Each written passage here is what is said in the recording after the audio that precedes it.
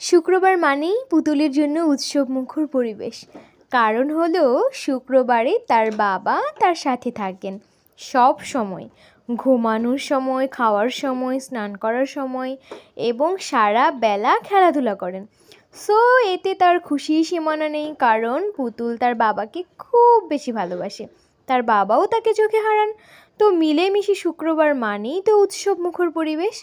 এর জন্য আমরা গিয়েছিলাম পাশেই তেরমুখে।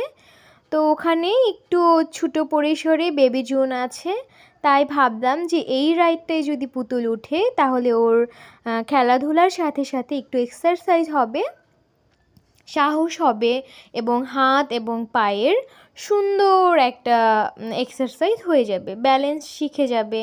আর হচ্ছে এইভাবে যদি বাচ্চাদের একটু ভয় কাটানো যায় তাহলে কিন্তু মন্দ হয় না, তাই না? বাচ্চারা তো ভয় পাবেই।